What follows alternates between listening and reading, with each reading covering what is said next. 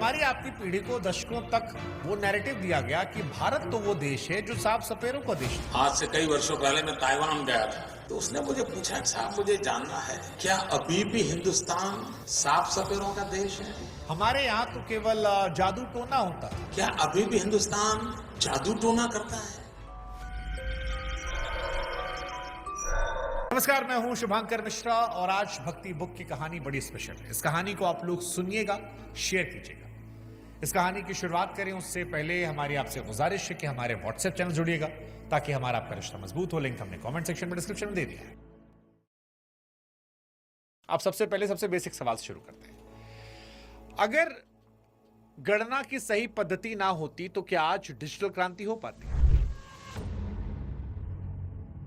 आप सभी जानते हैं कि भारत ने दुनिया को दो सबसे क्रांतिकारी चीजें दी, एक जीरो और दूसरा स्थान मान पद्धति, जिसे अंग्रेजी में हम डेसिमल प्लेस वैल्यू सिस्टम कहते हैं। आर्यभट्ट ने 5वीं शताब्दी में इन सिद्धांतों का इस्तेमाल अपनी स्पष्ट सोच से ऐसे किया कि जटिल से जटिल समस्याएं जो थी, सवाल जो थे, वो आसान हो गए। हमारे यहाँ कहावत कहते हैं ना कि नौ नकद न तेरा उधार। इसका मतलब है कि पक्का और व्यवहारिक प्रैक्टिकल हिसाब सबसे बेहतर होता है। भारतीय गणित की पूरी सोच इसी पक्के हिसाब पर टिकी थी। जब पूरी दुनिया के कई बड़े हिस्से बड़ी संख्याओं को व्यक्त करने में संघर्ष कर रहे थे, तब भारतीय गणितज्ञ पद और शंख जैसे विशाल संख्याओं पर काम कर रहे थे। शून्य शब्द की जड़ जो है संस्कृत के शून्य में है, जिसका अर्थ होता है पूर्ण रूप से भरा हुआ। यह भारतीय लॉजिक की खूबसूरती है, जो बाहर से तो खाली दिखता है लेकिन अंत संभावनाओं से भरा हुआ है। यजुर्वेद के शांति पाठ का श्लोक पूर्ण मदा पूर्ण मिद एक तरह से पूर्णता और इंफिनिटी के विचार को गणितीय रूप में परिभाषित करता है। बजट 2026 में शुरू किया गया नेशनल मैथमेटिकल मिशन इसी पुरानी परंपरा की तार्किकता का सम्मान है। शून्य और दशमलव पद्धति ने डेटा मैनेजमेंट के उन बुनियादी रास्तों का रास्ता खोला जिन पर आज की तकनीक टिकी है। और ये कोई तुक्का नहीं था, बल्कि खगोलीय दूरी को नापने के लिए किया गया एक सटीक वैज्ञानिक प्रयास था। इसके बिना कोडिंग और बाइनरी सिस्टम का ढांचा खड़ा करना बहुत बहुत मुश्किल होता। आज जिसे हम सिलिकॉन वैली कमाल कहते हैं, दरअसल उसकी नींव जो है असल में हमारे पूर्वजों की इस नकद और पक्की गणना पर टिकी थी। और सिर्फ यही नहीं है, सर्जरी की नींव भी वास्तव में प्राचीन भारत में रखी गई थी। हाँ जी, गणित की बारीकी जब मानव शरीर की जानकारी से जुड़ी तो भारत में शल्य चिकित्सा यानी सर्जरी का एक उन्नत रूप सामने आया। महर्षि सुश्रुत को आज भी दुनिया भर के फादर ऑफ सर्जरी के तौर पर सम्मान दिया जाता है। उनकी प्रसिद्ध किताब सुश्रुत संहिता सूत्र स्थान में 121 से ज्यादा सर्जिकल औजारों और 300 से ज्यादा जटिल प्रक्रियाओं का विवरण देती है। उनकी सबसे बड़ी उपलब्धि नाक की प्लास्टिक सर्जरी, जिसे राइनोप्लास्टी कहते हैं, जिसे आधुनिक चिकित्सा जगत में आज भी इंडियन फ्लैप तकनीक के नाम से जाना जाता है। मोतियाबिंद और पथरी निकालने की उनकी विधियां इतनी व्यवस्थित थीं कि आज भी मेडिकल रिसर्च में उनका प्रमुखता से जिक्र होता है। 2026 में नए आयुर्वेद रिसर्च सेंटर को मॉडर्न लैब के साथ जोड़ना सुश्रुत की उसी प्रायोगिक परंपरा को आगे बढ़ाना है। सुश्रुत ने साबित किया कि हमारे पूर्वज केवल विचारों तक सीमित नहीं थे, बल्कि प्रयोगों में विश्वास रखने वाले वैज्ञानिक थे। उन्होंने मृत शरीर की आंतरिक संरचना को समझने के लिए डिसेक्शन की प्रक्रिया को भी बखूबी प्रयोग किया। सुश्रुत संहिता के अध्याय 5 में साफ लिखा है कि शरीर के हर अंग को देखकर उसका इलाज शुरू करना चाहिए। अब हाथ, कंगन, कुंवारसी क्या?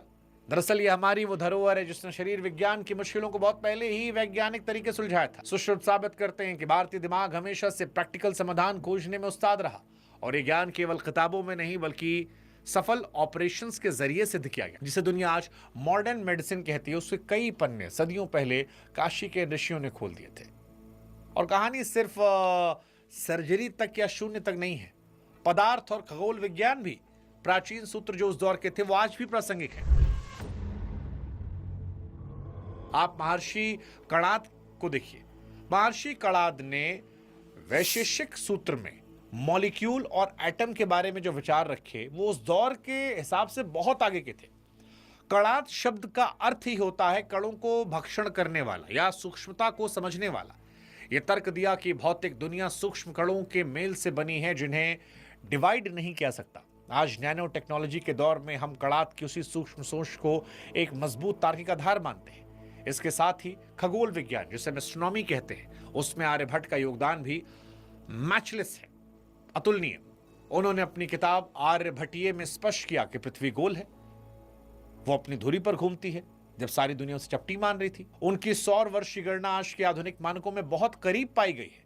उन्होंने ग्रहण के पीछे जो छाया यानी शैडो पड़ती है, उसे पढ़ने का वास्तविक कारण बताया और साइन जैसे सूत्र दिए जो आज भी स्पेस रिसर्च में संदर्भ की तरह काम आते हैं। भारत का विज्ञान सिर्फ किताबों तक सीमित नहीं था, हमारे इंजीनियरिंग में भी नजर आया।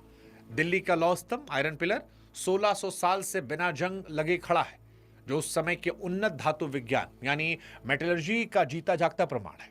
आईआईटी कानपुर के वैज्ञानिकों ने अपनी रिपोर्ट में बताया कि इस पर मिसा वाइट नाम की एक सुरक्षात्मक परत लगाई गई। नालंदा और तक्षशिला जैसे केंद्र उस दौर में ग्लोबल नॉलेज का हब थे, जब दुनिया भर से लोग पढ़ने आते थे।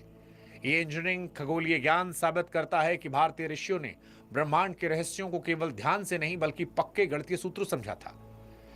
अब सवाल, क्या प्राचीन ड्रेनेज सिस्टम और टाउन प्लानिंग भी हमारी इंजीनियरिंग का हिस्सा था? देखिए, जब हम इंजीनियरिंग की बात करते हैं तो अक्सर लोग विदेशों का उदाहरण देते हैं कि रोम में देखिए, इटली में देखिए, फलनवा जगह देखिए क्या क्या बनाया था। लेकिन सिंधु घाटी सभ्यता, इंडस वैली सिविलाइजेशन का ड्रेनेज सिस्टम आज की टाउन प्लानिंग को भी मात देता है। हड़प्पा और मोहनजोदाड़ो में मिली पक्की ईंटों की नालियां और ग्रिड सिस्टम वाली सड़कें बताती हैं कि सफाई और नागरिक इंजीनियरिंग यानी सिविल इंजीनियरिंग में हम दुनिया के बाकी विकसित देशों की तुलना में या तो बराबर थे, आगे थे। आज के कई आधुनिक शहरों में बारिश होते ही पानी भर जाता है, पर आप सोचिए कि हजारों साल पहले हमारे पूर्वजों ने उसके निकास के लिए जो ढलान, जो तकनीक अपनाई थी, वो अद्भुत थी। मतलब आज 2026 में भी नोएडा, दिल्ली, बंबई, बंगलोर, यहां सड़कें लबालब होती, नाला बन जाती है, लेकिन उस दौर में तकनीक थी। लोथल में मिला प्राचीन बंदरगाह यह साबित करता है कि हमें समुद्री लहरों और व्यापारिक गणित की कितनी गहरी समझ थी। यह केवल पत्थरों का काम नहीं था, बल्कि इसके पीछे हाइड्रोलिक्स का पूरा विज्ञान छिपा था। लोथल का डॉकयार्ड ज्वार और भाटा को ध्यान में रखकर बनाया गया था, यानी टाइड्स को ध्यान में रखकर बनाया गया, समुद्र की लहरें, ताकि जहाज जो है वो सुरक्षित तरीके से आए। 2026 के स्मार्ट सिटी मिशन में जब हम पुराने जल प्रबंधन यानी वाटर मैनेजमेंट को फिर से देख रहे हैं, तो हमें अपनी जड़ों का एहसास होता है। ये इंजीनियरिंग रिसोर्सेज के सही इस्तेमाल एक अलग थी। हमारी पुरानी स्टेप वेल्स यानी बावड़िया और बांध आज भी पानी बचाने की सटीक तकनीक मानी जाती है।